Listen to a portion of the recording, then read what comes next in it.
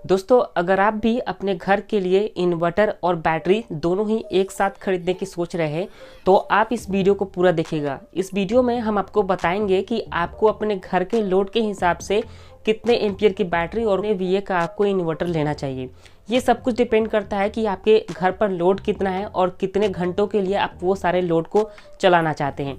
अगर आप शहर में रहते हो और आपके एरिया में 1.5 से 2 घंटे के लिए बिजली जाती है तो उसके अनुसार ही आपको बैटरी और इन्वर्टर सेलेक्ट करना चाहिए। अगर आप गांव में रहते हो और आपके एरिया में इलेक्ट्रिसिटी की भारी कमी है, 2, 4, 5 घंटे के लिए भी अगर बिजली जाती है तो भी मैं आपको बताऊंगा कि आपको कितने एम्पियर की बैटरी और कितने वीए का आपको इन्वर्टर लेना चाहिए। मतलब टोटली ये लोड के ऊपर डिपेंड करता है।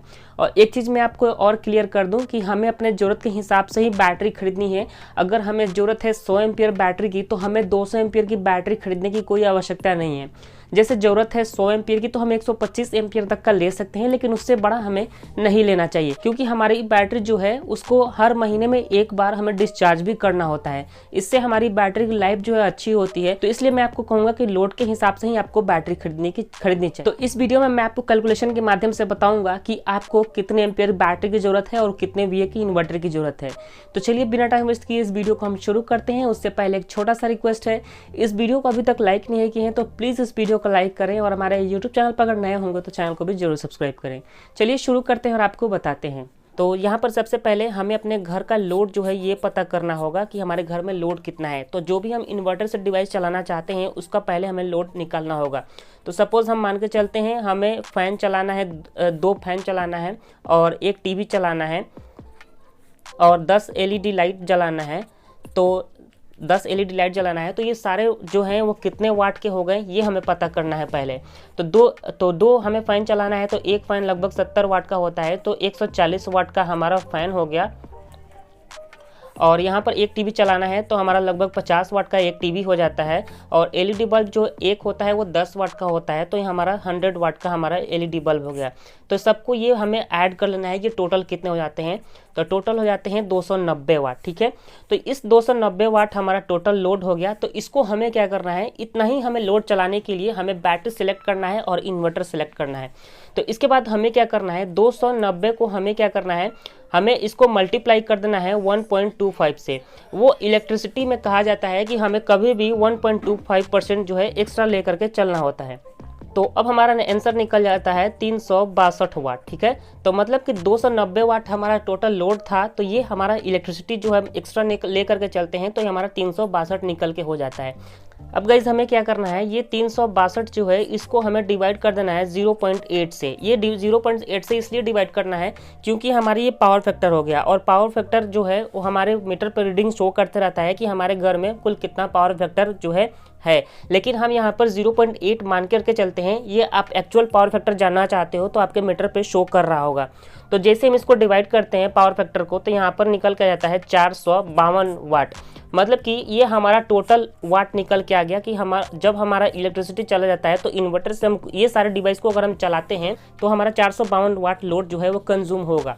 तो अब हमें देखना है कि 452 वाट लोड चलाने के लिए हमें कौन सा बैटरी खरीदना है।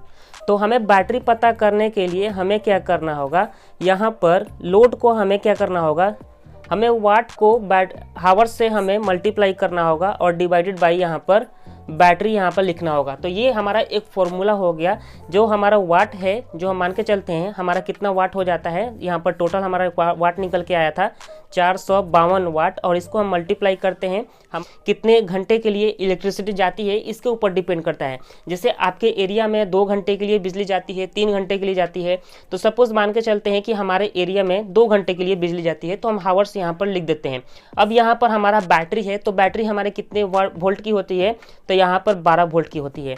तो इसका अगर हम कैलकुलेशन करते हैं तो यहाँ पर 75.33 आंसर निकल के जाता है। ये हमारा आंसर निकल गया आ गया एम्पियर। मतलब कि हमें जरूरत है 75.33 एम्पियर बैटरी की। तो इससे ज़्यादा की ही हमें बैटरी लेनी चाहिए। जैसे कि अगर हम कोई 100 एम्पियर की बैटरी लेते हैं तो हमारा परफेक्ट सारा लोड जो है वो चल जाएगा। तो अब हमें देखना है कि हमें कितने वीए का इन्वर्टर जो है लेना चाहिए हमारी 100 एम्पियर बैटरी को चार्ज करने के लिए।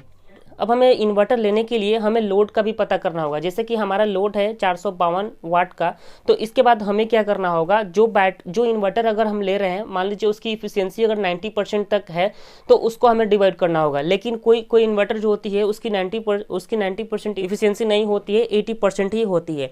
तो इसको हमें क्या करना होगा, 400 यहाँ पर 52 जो है इसको डिवाइड कर देना है। अगर हमारी इन्वर्टर जो है 90% इफिशियंसी देती है तो 0.9 से, अगर 80% इफिशियंसी है तो 0.8 से। तो यहाँ पर हमारा आंसर निकल के आ जाता है 502। मतलब कि ये 502 VA आंसर निकल के आ जाता है कि हमें ज़रूरत है 502 VA इन्वर्टर की। लेकिन हमें 502 VA का कोई इन्वर्टर नहीं मिलेगा। यहाँ पर हमें 550 VA का इन्वर्टर मिलेगा या फिर 600 VA का इन्वर्टर हमें देखने को मिल जाएगा। तो हम 550 वाला VA का अगर हम इन्वर्टर लेते हैं तो ये हमारी बैटरी को चार्ज करेगा, या फिर 600 VA का भी लेते हैं तो ये परफेक्ट रहेगा। तो मेरे ख्याल से जो इन्वर्टर पर लिखा हुआ होता है कि 600 VA का है, तो वो 600 VA एक्चुअल करंट नहीं देता है। हमने उसकी इफिशियंसी माइनस करने के बाद भी उतना करंट हम मेजर करेंगे तो नहीं मिलेगा।